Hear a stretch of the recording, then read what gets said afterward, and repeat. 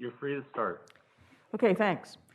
All right, welcome. This is the Trees and Green Infrastructure Committee meeting on Friday, November the 12th. And first I'm going to do a roll call. I think it looks like we have all but one member here right now. So Elise Burns. Here. Andrea Hoffman. Here. Joan Flaherty. Here. Lisa Trey. Here. Bob Van Horn. Here. Okay, we have everyone except Katie Downs right now here, so that's good.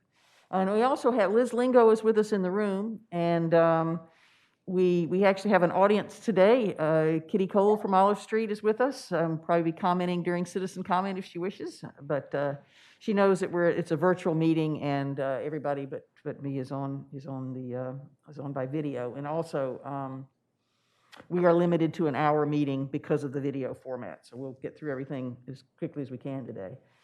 The first thing is the approval of minutes, and I sent those out a few days ago. Most of the content of the minutes was the report that we had sent to DelDOT about the streetscape project, but there are a few other things. So does anybody have any corrections or anything? And then do we have a motion to approve? Motion to approve. Okay, second? Second. Okay, all in favor? Aye. Aye. Aye. Aye. Okay, all right, well, the minutes are approved. Okay, so there's no correspondence that I have received anyway. In terms of the update, I just have two quick things. First of all, you all read and saw the feedback that went into to DelDOT and from our last meeting, so that was submitted before the deadline. And my understanding is that there may be a report coming from the consultants from Rossi, I guess with all the feedback and maybe next steps or costs or something, maybe in December. So we're not going to see anything on it for a little bit longer, but we should see something fairly soon.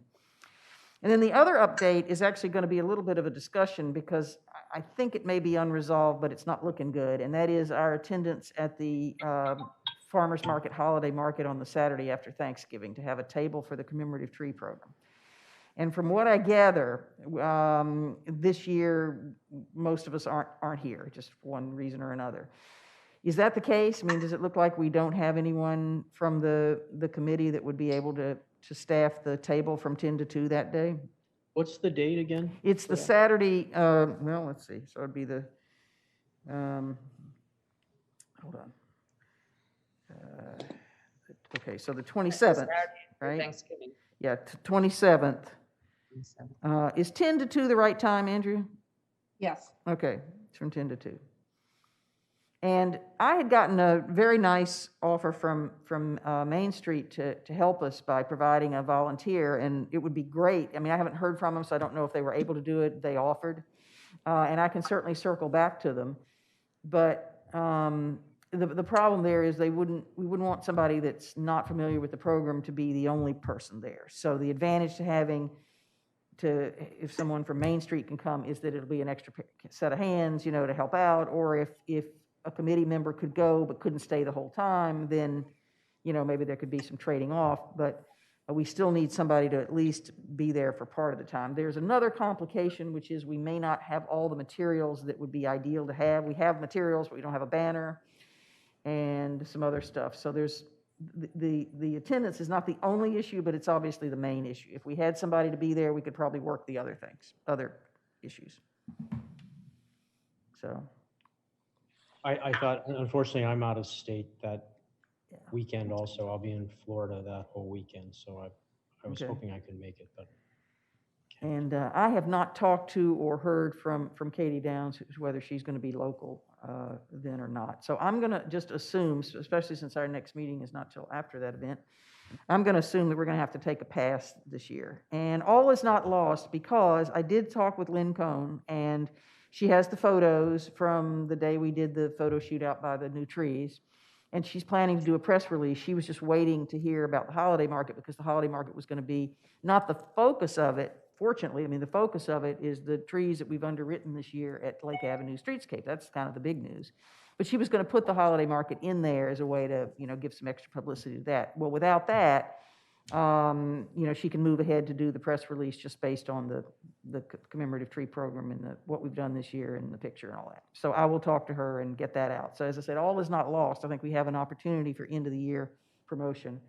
In fact, I'm sort of getting ahead of myself because that's on the agenda. But anyway, that's all I have in terms of updates. And so we have 3 items of old business and 2 of new that we should be able to get through. The first one, I guess I'll turn it over to Lisa for an update, is the tree mapping. She had tried to send me a link for Google Maps, but I couldn't access it, so I'm eager to hear about it.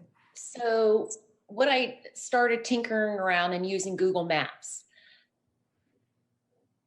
There are pros and cons, but I think the Google Maps is leaning more towards the con side. When you download the Google map and you put down Rehoboth Beach and then the zip code, what it gives you is a map with all the enterprises and vendors that pay to be shown on a Google map, such as our pizza establishments, our steakhouses, some clothing stores. And when you go ahead and you start embedding your icons, which I found a little tree and I made it green and I identified it, it gets lost with all the other commercial entities in there. Mm-hmm. And unfortunately, unless you start paying, this is what you have. And it just doesn't look good. It gets those little green icons get completely lost. You can hover them and tells you what kind of tree it was planted. And, the trees were put in the locations, like the vicinity of the location, the icon was put in the vicinity of the location. There are other maps that are available, but they come at a cost, like a carrying cost of $10 a month that you can completely customize yourself, meaning you'll download the map with nothing on it. You can embed your little tree symbols and the color them green, then have a list of everybody that made donations to the Commemorative Tree program. You can identify the trees, the location, etc. But then when I was thinking this through, next step, at this point, before I dive really into it, I should talk to somebody in the city who's in charge of IT to make sure I'm going the right direction, that it can be linked correctly or it can be embedded without any problem. Because I don't want to start something and get all the way through and it says, oh, well, that is not compatible with what we have in the city. Yeah, definitely. So Liz, does the city have an IT department, and is there somebody I could speak That's to? how we're sitting here today, is through our wonderful IT department. So, Yeah, that's how we're all how you guys are all virtual right now. That's how these meetings happen. So yeah, I mean, I obviously we do want to check compatibility, but before you get there, I have a question. Did you say this was a paid program that we would have to do? No, well, the Google map that I sent you a link that you couldn't, and that's another thing. If you don't have access to Google, it seems like very cumbersome to try to click on this link. Like Commissioner Gay could not click on the link when I said, here's the link, because it wasn't a Google account. Right. So the thing is with the Google account, when you just bring it up, it's almost like when you bring up Waze, it has all those establishments as you're, going down. And so that is the complimentary. And what I'm going to do next, I want to talk to IT. We're getting somebody with IT in the city and make sure that if there's something they could suggest, or I'm going to start. There was one that I did a demo on that I really liked, and that was $18 a month carrying cost. Can't we just use a static and I map? want to make sure that we can build on it. So the one that was free only allowed you 10 icons, but we're going to fill that up very quickly. So the one at $18 a month is an unlimited amount of icons. And then, so what we can do is have a key, and, the key for this is this type of oak tree or that, so people can look on the key, and then you can have the alpha order, the people that gave to the commemorative fund. So I wanted more customizable attributes for it really to look good and inviting, so people will stay on the page and start clicking through it and not know where all the pizza places are up and down Rehoboth Avenue. I guess I had, and then Liz, I'm going to turn it over to you to see what your thoughts are about it. I guess my idea from the beginning was, when it was first mentioned a few years ago, it did seem like it had the potential to be a fairly involved, interactive project, dealing with IT and all that. And it would also take a while to create because of that. And then I guess somewhere along the line, I was thinking that maybe we would have something that was more static. In other words, we just find a good visible map of the city and be able to create through, I don't know, Photoshop or something, the placements of the trees, and then update it periodically as a fairly, low tech kind of option. Is that not a possibility? It is a possibility, but literally these maps are so easy to put together. Right. I mean, I figured out the Google map in 30 seconds. So at the demo, I can go either way. I just think that a live map, let's say 5 years down the line and I'm no longer around, I can do it either way. Right. Okay. I just think an interactive map might keep somebody's attention on the page longer, or I could be wrong. Well, yeah, and I'm just thinking of sort of workload or how long it would take to do. Liz, any thoughts? Not that difficult. Well, let me ask Liz if she's got any thoughts, because we haven't talked about it recently. So yeah. I don't know. You're kind of hitting me with a new thing, having to subscribe to something forever. Well, yeah, I think that would be an issue. Right. Yeah. That's another problem. Yeah. I mean, if it was like a one-time fee, if I will go the static route and then just embed the icons in there and be able to go, then you just go from the back end of the static map and you update it. Right. And it can be updated every 3 months. Someplace we can say on the website that this map is updated, or we just do an as of January 31st, 2022, this is what we have. And then just do it every 3 months from there, every month. I don't think it need to be updated every 3 months, because we only plant trees, twice a year, basically. Okay. So, then yep. And so I think it'd be as trees are planted in the program. Okay. Because that's what it's for. So it'd probably just be twice a year. Mm-hmm. So let me go back to the drawing board and find a static map and put something together and hope. And then Liz, is there anybody that I could talk to, or who should I talk to in the IT department to make sure I have the right platform that can easily link, or the link can be embedded so it doesn't get dropped when somebody clicks on it? I mean, we can put any link on our website. That's not an issue. I wouldn't worry about that. Okay. I mean, what you could do if you wanted, if you find something you like and you'd put, 5 or something icons in there, and then you could send it to Liz as a test. Okay. And before you put a lot of work into it. But yeah, I think that's my understanding as well too, that pretty much anything can be embedded. I mean, I enjoy this. I mean, you just learn a lot by just plugging away. But like I said, it's not that difficult. And so next week, I will start finding a static map, and I'll see what's out there and get an attractive map of, like the streets of Rehoboth, and see what I can embed, or just Photoshop it in there. Right. And have we talked before about what information is on it? Is it going to have a list, a legend over on the side of the types of trees and the names of contributors, or what? That's the direction I was going to. And that's another thing. Google Map did not allow you to do that. Okay. So I wanted to customize and get a list of all the people that have donated since the inception of this program. And then where the trees are located, there will be a little icon, probably color coded. And then there will be a key on the side of what kind of tree it is. Okay. And if there's anything else, but I really can't think of anything else being there. Got it. No, those would be the main things. Yeah, I'm not code it too much. Okay. Any thoughts or feedback on the map? Okay. Well, thanks, Liz. That's very good. That's great. I appreciate you putting the time into it. It'll be great to see that come together. Yeah. Okay. Appreciate it. Okay, so the next one under opportunities to promote, we really already talked about that, is that we're going to be doing a press release. So last year in the fourth quarter, I don't have the numbers right in front of me. I talked about it at the last meeting, but we had quite a lot of donations. I think it was like 6,000 in the last quarter of the year. Yeah.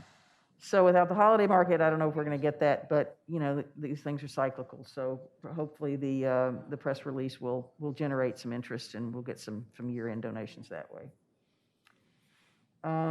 Any other thoughts about anything else we should be doing between now? I mean, the end of the year is, right around the corner. So anything else we should be doing?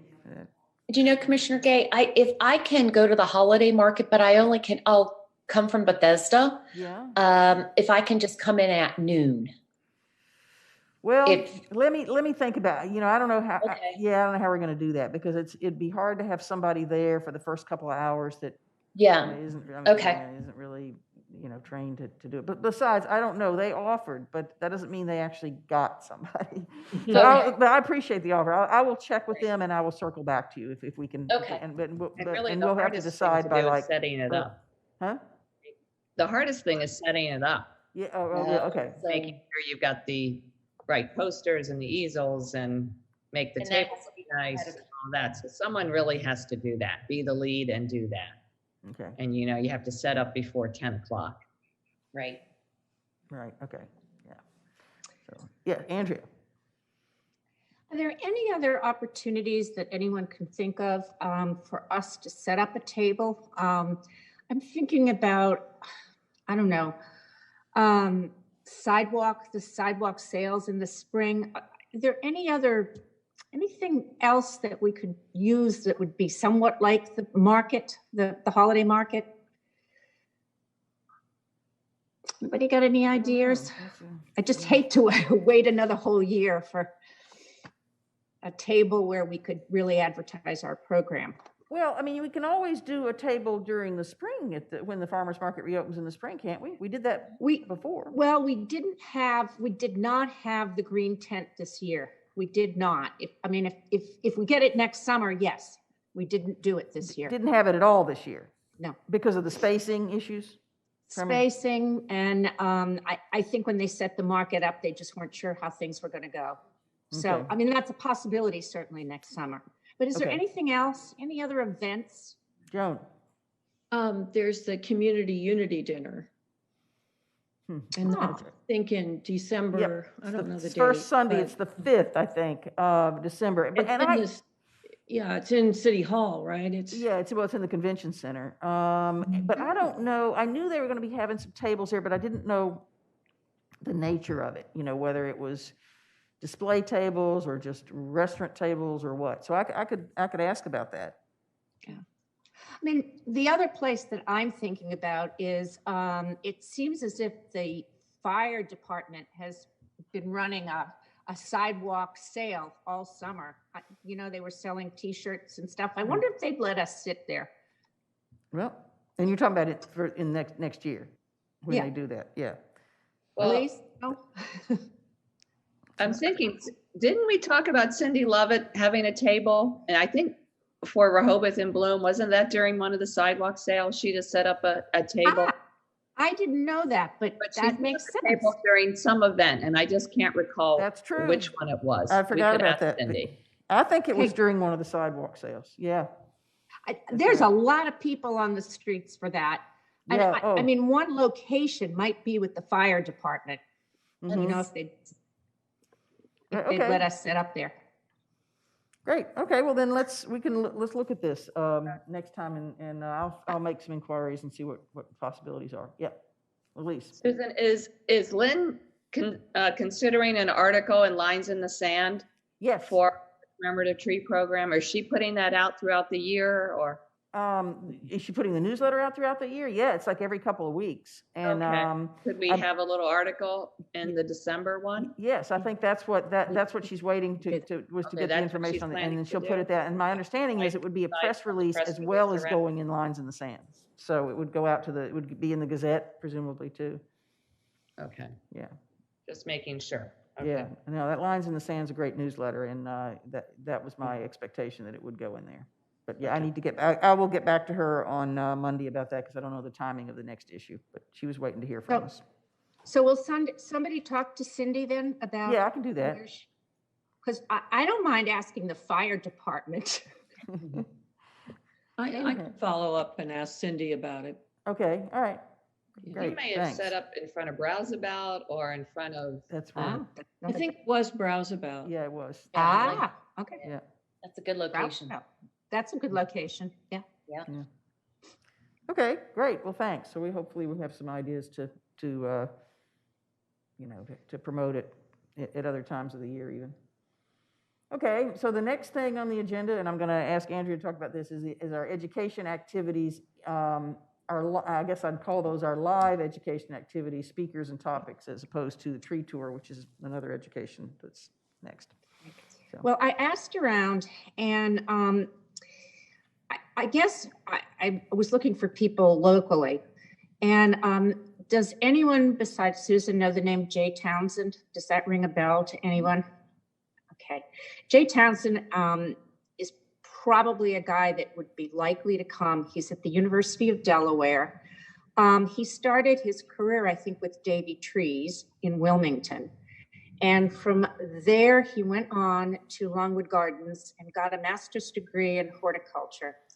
And then went to the University of Delaware and received, he worked on and got a PhD. And the topic that he has, I guess, made the most splash with and talked about is basically the psychological, he's done a lot of research on the psychological import of having trees in urban environments. And he's lectured quite a bit on that topic, but he can do a variety of things. He is local, he's at the University of Delaware. And as I learned from Mr. Talamay, from Doug Talamay, they have a community service obligation, I think. And it's likely that he would be willing to donate some time. So that is one possibility. The other possibility may be getting somebody from Casey Trees in DC to come down and speak to us. And topic of, I mean, we could come up with a topic, but that's a really active, very well-funded organization. So those are two things.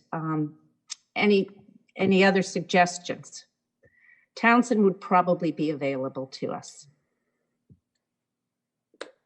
Yeah, I mean, I've met him, and I think he's very dynamic, and he would be great. I think we would just have to, does he have his pre-prepared topics, or would we be able to?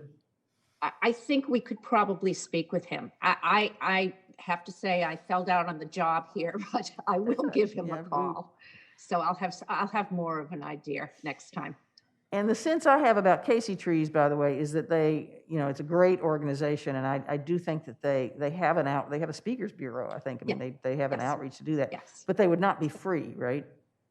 I think not. Okay. I think not. Although possibly, if we put people up or whatever. I mean, I need to do some more work on this, and I will follow up. I remember a couple of years ago, Commissioner Gossett knew somebody at Casey Trees. Right. Right. That may not be the case anymore, but it might be worth touching base with him. Okay, yeah, we could ask about that. Another option might be Delaware, the Urban Forestry Department. They have a couple of people that work there, and I know they would come down and do do you have a name, Liz? Could you get me a name? Yeah, I can send you their information. But they send me something. It's literally their job it's part of their job to do that type of stuff. So I'm sure they would be willing to do something if you had a specific topic. But you can look at the website maybe to get a better idea of what they could talk about. Okay. But yeah, I'll make a note to send that to you. I mean, should we be talking about topics then? That's a good idea. Yeah. Yeah. So what are some thoughts about topics? I mean, well, do we want to go beyond just trees and talk about landscaping or? Yes. Which I assume we can I also do. think just what was just mentioned at the beginning of the call, the psychological effect that trees have on people. That is his big thing. Yeah. That's where he's done a lot of research. And I mean, and started on that positive note to grab people's interest of why it has such an effect on people. And maybe he can show slides of, a wooded area, and then, and obviously you can see how people's mood or your mood changes when you see a slide like that. And have some visuals of why the trees are so important and what they bring, and then maybe the future of trees, like if everybody planted a tree in your yard, how will it impact your neighborhood and all that, just the impact of planting trees and keeping them growing and keeping them healthy. That was what was so great about Doug Talamay's talk, is that Yeah. it was really inspiring in that regard. Yeah, just that. Yes, yeah. I think something on landscaping might be interesting. Something about doing landscaping, getting away from, I guess what I'm trying to say is getting away from grass. Right. Alternatives to grass. Right. Okay. Landscaping alternatives to grass. Well, and I think also also how they trees safeguard the environment in terms of erosion. Or just, I mean, that's really drilling down, but how they safeguard the environment and hold the soil in place and protect natural, like banks, water banks and everything like that. Yeah, I was thinking bigger than that, just trees in a time of climate change. Correct. Yeah, Absolutely. I like that. Yes. Why, Yeah. so Get it important on a big, now right. with Yeah, Mhm. that's a good one. Elise, That's a good draw too. Yeah. And Andrea, just if he can touch on it, he might not be an expert, is the demise of, the Amazon rainforest and how it's affecting the world. And that's trees. When you just, he doesn't have to be an expert, but if he can just, give some concrete facts of why that whole rainforest is so important to the entire world and it's slowly being depleted. Okay, this is good. I will follow up on this, okay? And in terms of timing, are we thinking like next spring? Mhm. And are we thinking in this room, probably like the way we did with Yes. the Doug Talamay lecture? Yeah. Yeah. I mean, that was I think certainly that well makes sense. attended. It would be great. I forget what it was. It was a weekday, I think. I think it was like Yes, it was. It was a It weekday was. at 10 o'clock in the morning. Yeah. It was like a Tuesday morning or something. Right. So, okay, well, hopefully we'll be back. I mean, obviously we couldn't do it, I don't think, until we get back to live meetings, but I mean, I've been wanting to do that for a while now, so I would hope by then that would not All be right. an issue. On Is it. there, So, I was just thinking, I like the venue of City Hall, don't get me wrong, but going into a more wooded area, would the possibility of Rehoboth Art League lend its, and close it for 2 hours for us because we're more in a wooded area? I don't know. I don't And know it if they, kind I of- don't, yeah. It would just set the ambiance and the tone for the meeting instead of going into a City Hall. Nothing against City Hall. It's a beautiful understand. building, but I just think the environment will lend itself to be a little bit more inviting. I believe we had it in City Hall because of FOIA and stuff like that. Oh, that that's was true. the easiest. Yeah, that's true. Yeah. Of course, Okay. of course. Yeah. All right. Easiest way to have Fair that enough. event. Yeah, because it's a Fair city enough. meeting or it's a city. Interesting community-sponsored idea, though. meeting. Yeah, it has Yeah. to be. Right, fair enough. Yeah, and plus this is the way we can preserve it too, because it then Correct, gets yeah. videoed and then people can see it. I mean, I've gone back several times to the Talamay one, though there were Right. complications that day, so some of his didn't get on there, but yeah, it's a way to preserve it and be able to use it in Yeah. the future. So, but good idea still. Perfect. All right. Makes Okay, sense. so thanks, Andrew, for your effort so far on Yeah. education. We'll keep talking about that. Okay, moving to new business, this tree tour. So I sent you all this photograph from a little brochure when I was at this charming little town in the Poconos. And what I thought was interesting about it is, and the whole brochure was like a fold-out thing. It must have had like 30 houses on it because the whole town is in the historic district. But at the back of it, they just had a small one section called Remarkable Trees. But they were pretty amazing. I mean, I went and looked at all of them, and I was blown away by it. So, but the simplicity of having the description, it had the scientific name and the regular name, and then it had a little description of the age of the tree or where it was on the property or whatever. They were all private property, and it was only like 5, but it was really neat, because it was a variety of trees, and it was like I said, they were each kind of pretty spectacular in their own right, each one of them. So it left an impression. And it occurred to me, we had actually, in the first iteration of the tree committee, probably going back about 4 years ago, there was some talk of doing this very thing. And we were going to do it with some we were going to get people to either volunteer their trees or, select trees around town and ask the owners if, we could feature them. But unfortunately, it's not that we ran into problems, but we became aware that we were going to have to get permission, specific permission from the property owners. And I guess there was some concern about was. you know, I don't know whether it was liability or what, to include, these private property trees. So nothing ever came of it, but a couple of things since then. Once I've talked to Liz about the idea of doing, city trees. That takes away any concern about, private property. But after seeing this brochure and looking at the ones that did, you don't have to go on. In fact, you don't go on to the private property to look at them. You look at them from the street. So we still might want to think in terms of a hybrid, because there bound to be some trees, probably, Andrew, the one in your front yard, it comes to mind, that are notable that are not on city property. So that's one thing. And the second thing is, do we want to have them either include or be devoted solely to commemorative trees?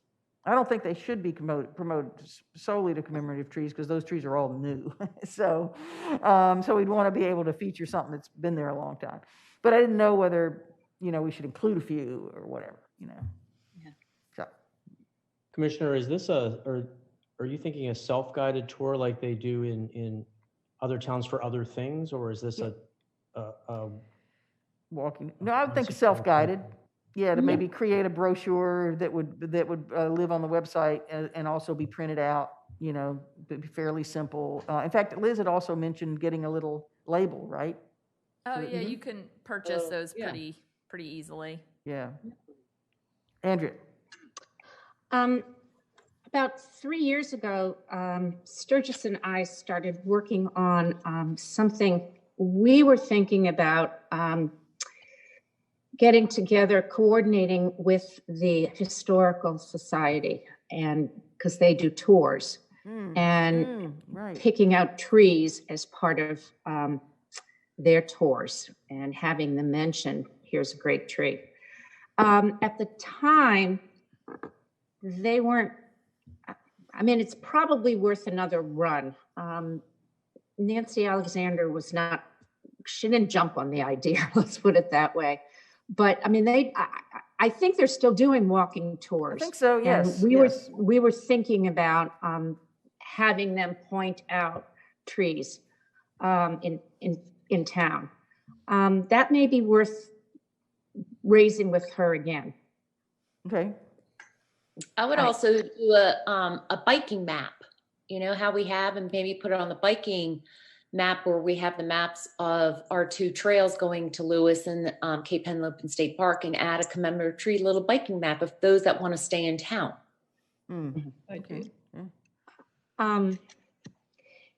Davy Trees has, in fact, there was just an article in this month's Davy Trees in DC about, they've got a program called Historical Trees, and they're trees that, the tree that's near the Lincoln House, his summer house, is a beautiful old tree. And I also like that idea, trees that are old that have seen certain developments, and they're labeled, and they've got a little brochure. So it's being done. Right. Yeah. And how many are in so you said Davy Tree does this? Yeah, Davy Tree has just done it. There were, for the DC one, there were maybe 5 or 6. It was small. Yeah, small. But there was a tree. In fact, some of them, they've also done it on, they've gone beyond DC. There are some trees on battlefields that have been there since the Civil War, for example, and they've labeled those. These are trees that have seen things. The one I really remember is the one from the Lincoln House. There are a couple of others in DC. The Lincoln one I just remember because the tree's amazing. Right.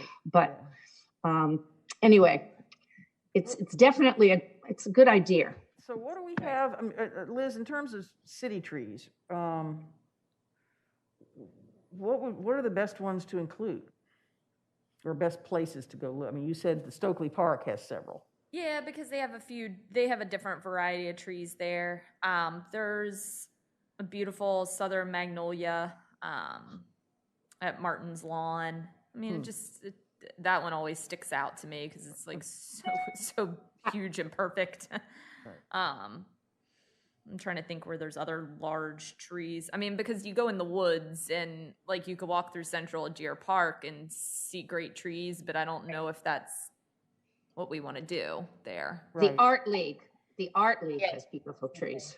Yeah, well, that's not in the city. Yeah. So, I mean, and so I sort of wonder if we have a few at Stokely Park, or we have, Andrea's oak tree, or we have a few others. We could really start small, but do something even by next spring, right? Yeah, I mean, Can there's we a put a group huge, together here? there's a huge Zelkova on Scarborough in the median, all the Okay. way at the end, like probably the Yes, largest one we have that's in right. town. Yeah. Bob, There's the I was blue- just thinking, can we put a group here together and we can follow up on this? I think this is a wonderful idea. We So have to be too. careful about things. If we do a walking tour, I think a walking tour versus a biking tour could be a little more expansive. You could maybe include some more trees. You could make it a bigger map. A walking tour, we want to be careful about how wide an area we cover with that. Maybe we do 5 or 6 trees or something that people could spend an hour, something like that. Or, I don't know. These are things to think about and talk about. I think it's a wonderful idea. It's a great, it falls into Andrea's education yes, definitely.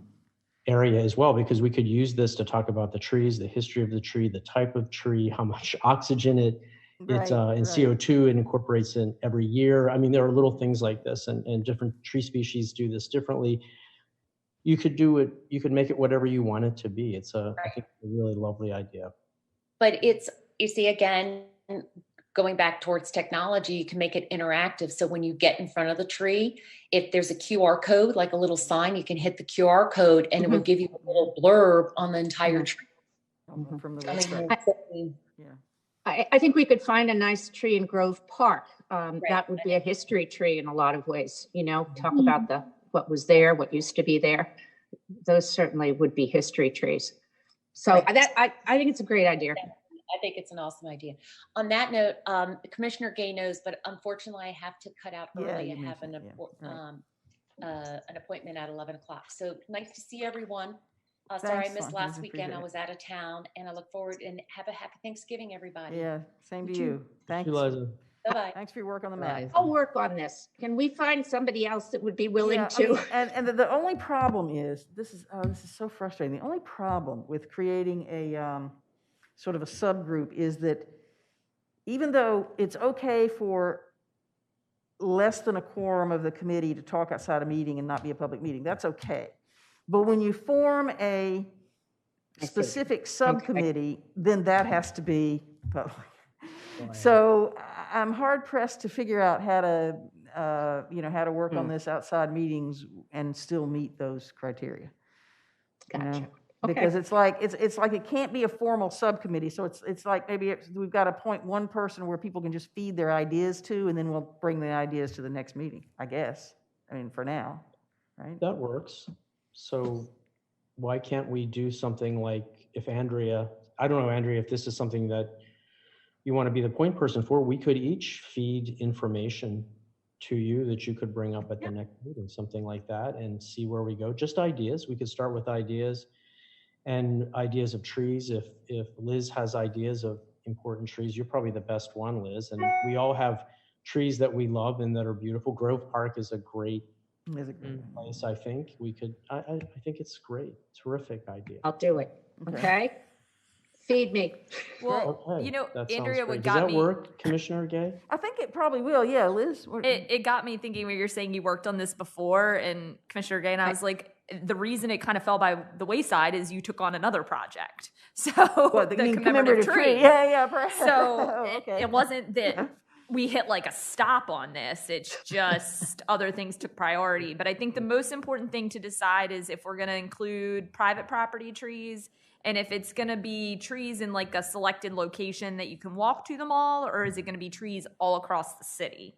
Because that'll help us narrow, like if we want to have it in one park or one area, that'll really narrow down and help us focus. Don't you think, Liz, we should get a list together and see I was just going to say that. where they the are. trees kind of clump together? What That's- if we all just made our list and then we put it together and looked at where it all fell out? Sounds like a lot more work than choosing one. But I mean, if you guys want to do that, go Yeah, ahead. I think a brainstorming kind of list of, oh, here's a bunch of trees, and then, and see where Yes. they are is, yeah, I actually think that's a good way to go. And But- people and may the want town to is take small different enough. walks. You don't have to see every tree on. Right. Exactly. I was gonna say, the town is small enough that if there's one, way up in the pines and there's another one at Stokely Park, Yeah. it's not that Now, far. here's a question. Do we have a budget? Say we put together a little thing, a little walking tour. How do do we have a budget that could publish this, or publicize Well, it?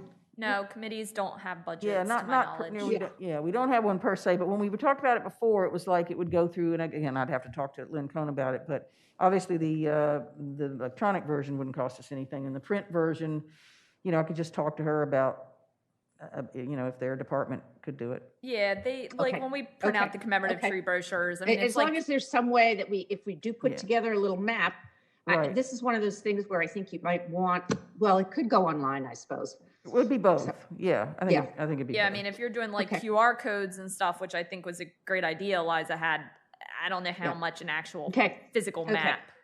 I Yeah. don't know.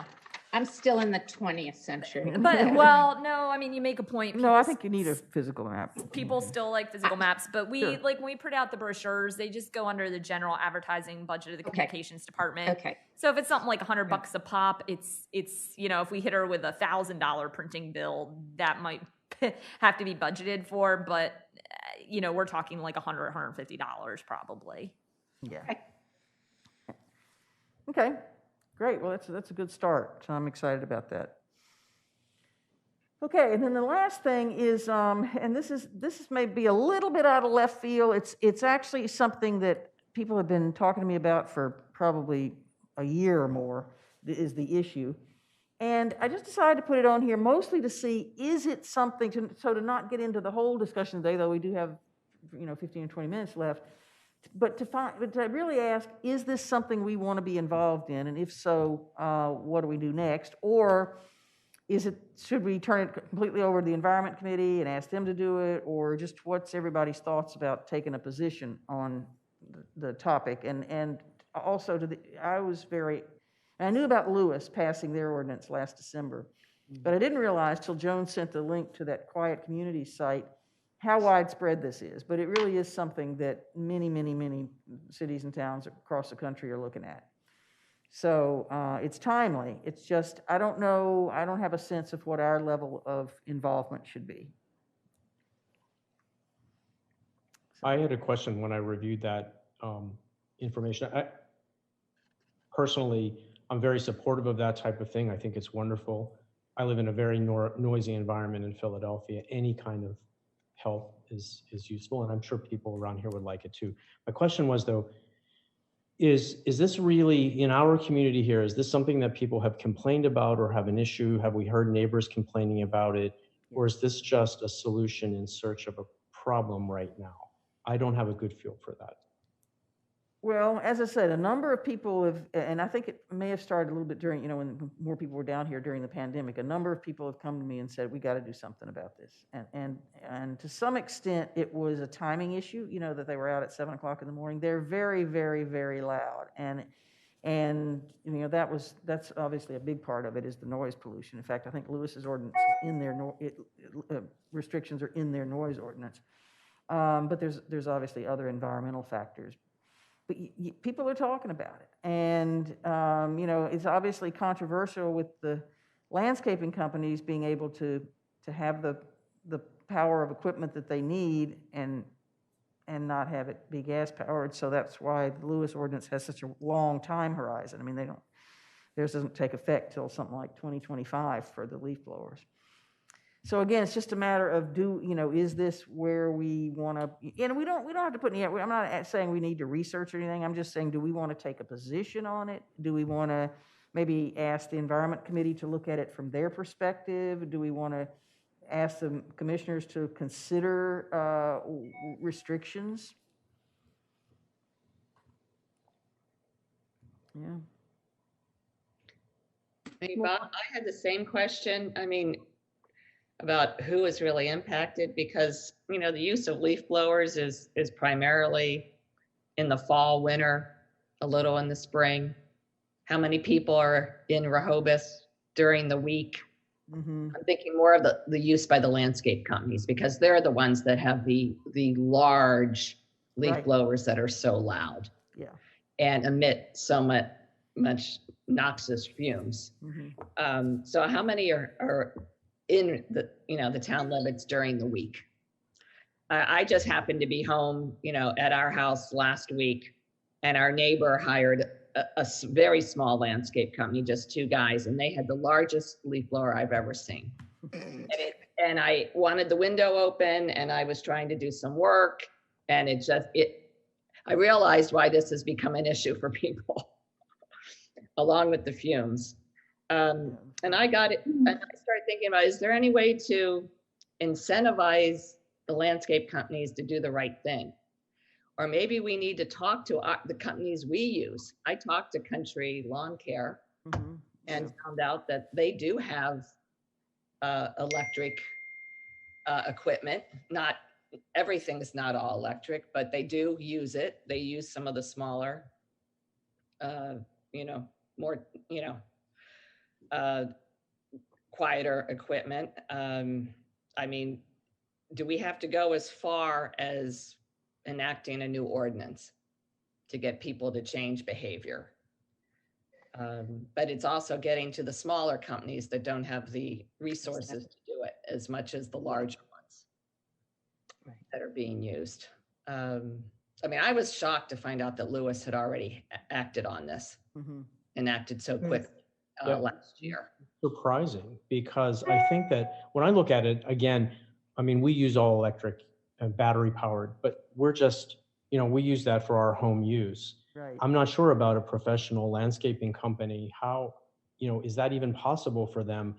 Do the battery powered electric equipment offer enough power for them to be able to do their job effectively?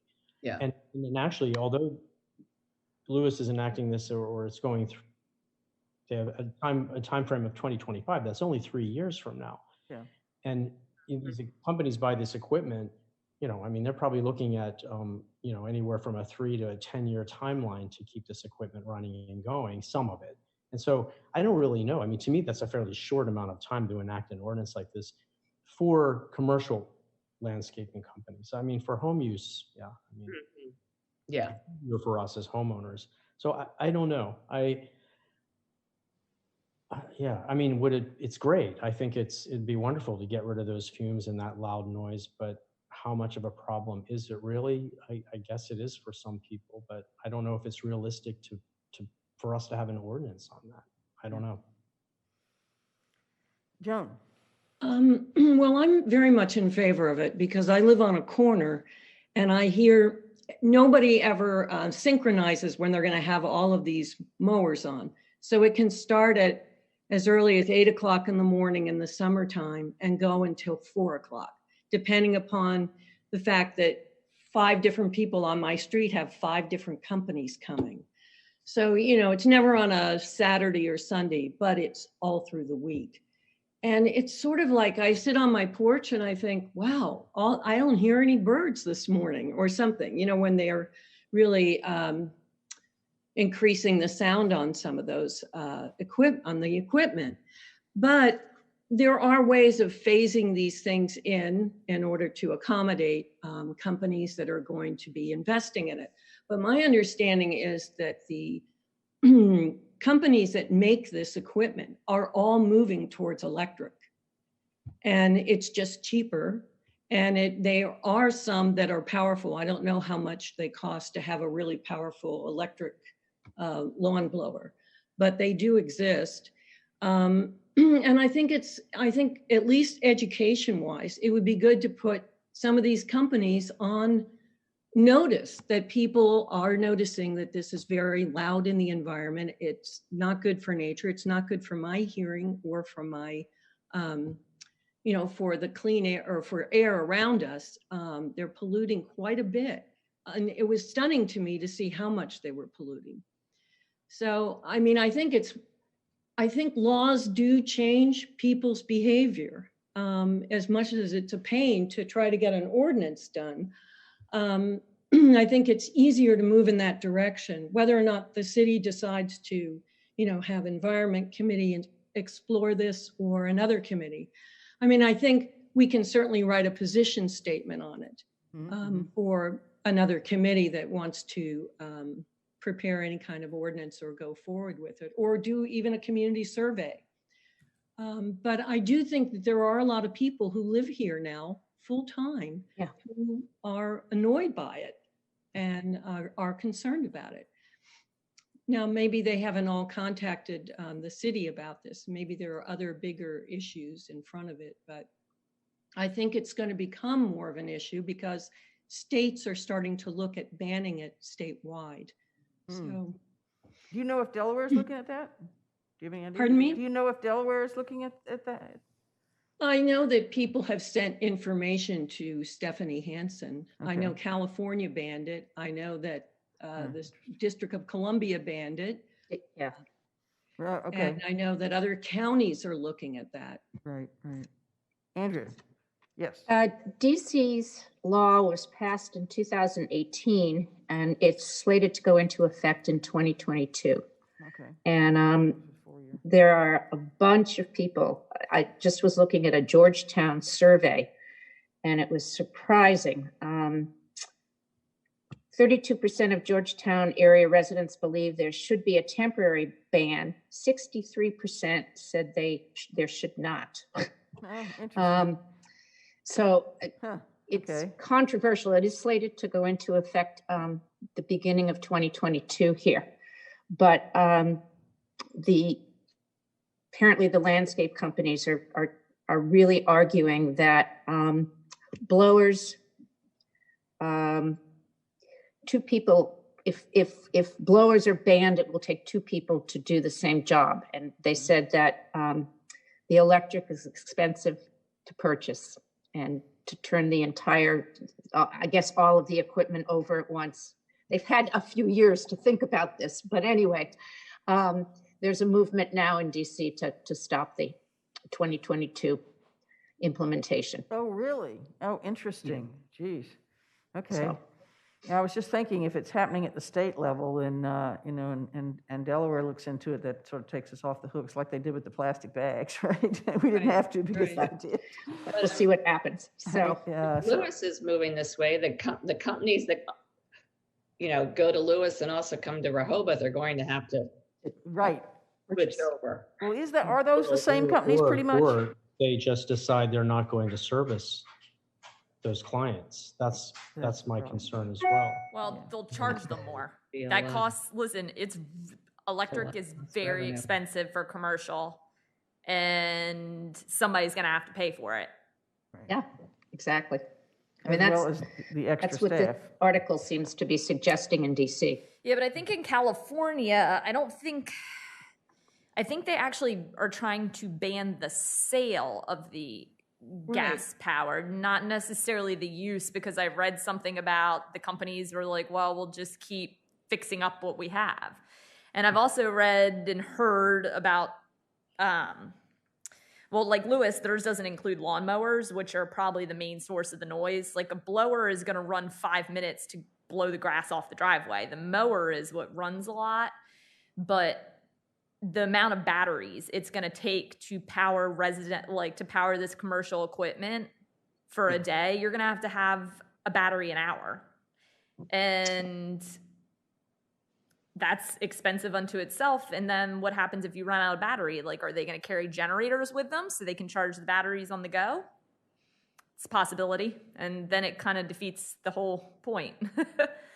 Yeah, and to have a battery that can handle that kind of work, we were talking, we can drive cars with batteries now, but they are very, very heavy. And so to get a battery with enough power, you're talking about a really heavy battery. You're talking about redesigned equipment. I understand where these companies are coming from. I think that's where, of course, that's where we need to move to. But, this is getting bigger and somewhat off topic. I understand that. But, are we there yet? That's my question. And yes, we need to move in this direction. Yes, we will get there. But, in our community here, maybe we can do something with respect to, we have small lawns here. Maybe something like lawnmowers, electric lawnmowers, yeah, you can probably get away with that. And home use electric blowers, things like that. I'm just concerned about the commercial folks who are coming. If they've got to do arborist work, and they're up on a tree, I just don't see a battery powered. I use a chainsaw all the time back on my parents' farm. I just don't see an electric chainsaw. I know it doesn't have the power we need to cut through a lot of trees and do that kind of work. So where do we stop this? Do we just make it home use for lawnmowers and blowers and things like that? Or do we really venture into the commercial area and tell them what to do also? I don't know the answer to this. I don't know how people feel about it, but I'm trying to add a what I see as a practical approach, and some factors with this too. I mean, we have to be conscious of this. Well, I think you can do education. I think you can do phase in. Ordinances can always be written to phase in things over a long period of time. And I think Lewis decided to do homeowners and commercial at the same time, but other communities have just done homeowners, or some cities have decided to, when they go to upgrade equipment, that they would change to more electric equipment or electric lawnmowers. I mean, there are things that cities can do too. And I think there's more money coming this way with further grants, et cetera, that can help with that. But I think if the city of Rehoboth has a mission or a vision of a cleaner and less noisy environment, that they might want to explore this more thoroughly. And it can't be just what we heard. You really need to have facts on paper on exactly how these laws work in another state or in another city. I mean, I guess, it's sad to hear that DC is going to, come up with or has a community that's going to be against this, but there may be somebody forming one that wants to retain it too. So I don't lose hope with that, because it was amazing that they ever passed that. Yeah. Well, I mean, I think, again, it's not necessarily that the people who are totally against it. You just might have opinions like, the way I'm feeling right now is that, yes, this is our goal. This is where we need to be. But 2 years from now may not be enough time to do that. Oh, right. You're right. It might be. It might not be. But that's where I think you have to do a lot of research to find out how other communities did that. And most communities, I have a feeling, do phase in, because you've got to educate your manufacturers and your landscapers on what's happening. But I think the manufacturers are probably going to put the pressure on landscapers, because when they go to replace things, that may not be available. That's the way to do it. Yeah, that makes sense. It's easier that way because it'll be nationwide. Exactly. Well, in general, I think we can all agree that regulation should always be your last option. And we haven't even touched any of the others. And something like that, where there's pluses and minuses on both sides, but it does come with a huge cost and would be viewed as not very business friendly. I think it would be a hard sell at this time without trying anything else. When I worked in DC, let me think, how many years? 10 years ago, there was a company, and it was a small company, but his selling point was that he did all electric lawn care. That was his little client base, and people paid extra to have him do that. So it can work on both sides of the coin. Like, if there was, the people have to create the demand for it. So if the clients are going to, like how you asked CLC, do you have electric? I'd prefer to use that on my property. And they tell you it's going to be $100 more a visit or $100 more a year. Are you willing to pay it? Like, I had clients in DC that did all organic programs that worked, they were about, at that time, maybe 25% to 50% as good on like the weed control and cost 50% more, and people still did them. It's about the demand. And I do not professionally or personally think we should be placing regulations on business equipment use without the technology being there, the high cost, and without seeing the demand locally. But what other, you had mentioned, and actually we're going to run out of time, so if we want to talk about it next time, we certainly can, but what else, short of, you said the regulation should be last, and I don't disagree with that, but what other measures can one take? Because I thought that the city is not in a position to recommend companies, right? So we couldn't maintain a list, like on our site, of companies that favor electric, can we, right? No, I don't think you can keep a list of preferred contractors. I think listen, at the end of the day, I don't think the tree and green infrastructure, I don't think this is up your alley, Okay. to be honest. All right, that's fine.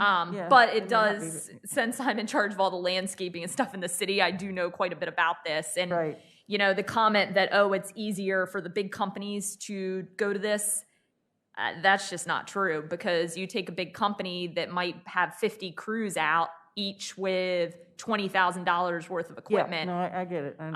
It would be eye-watering cost. Oh, yes, I'm sure. Yeah. But I think education is the main thing. It always is. We don't even have really any information about it, but I think bringing it up in meetings, I think it'd probably fit better with the Environment Committee or the mayor and commissioners if they wish to task it to this committee. That might make sense too, since you guys have an interest in it.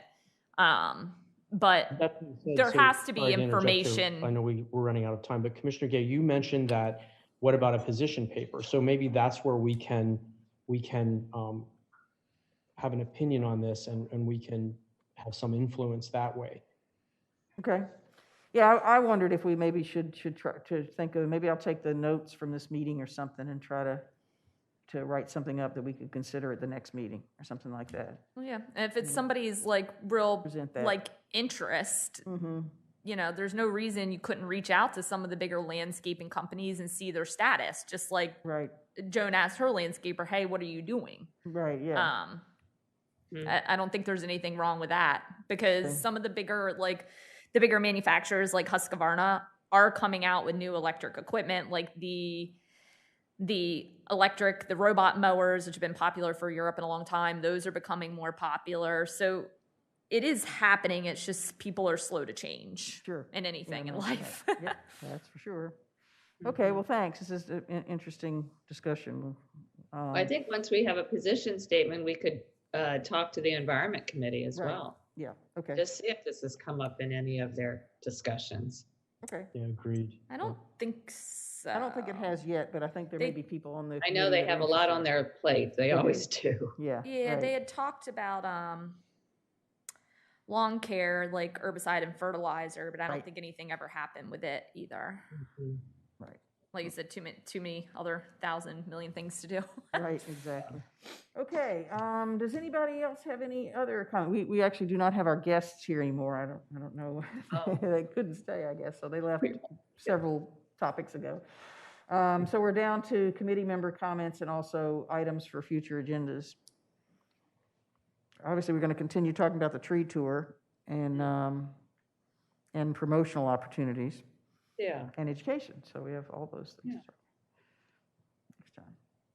Okay. In terms of the next meeting, and it turns out that it would normally be on Friday, December 10th. I could do it that day, but I would not be here. Somebody else would have to be in the room here because I'm flying out on a trip that day, a little later in the day. And there have been times in the past when December just turned out not to be a good month and we didn't have a meeting in December. So what's everybody's feeling about that?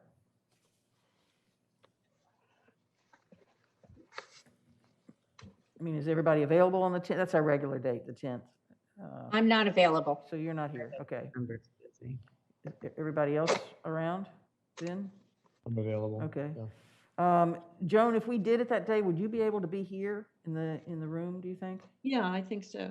Okay, because that's the only way I could do it. So I'll keep you posted. I'll see, but it looks like we would have enough people to continue having our December meeting, which is great because we've actually got a lot going on right now. So I'm pleased to hear that, and it will be, and I'll just do it from the airport or something. I don't know. Okay, so there are no citizens still here to comment, so I guess I will adjourn the meeting at 11:05. Thank you very much. Okay. Have a great weekend. Thank you, everybody. Bye.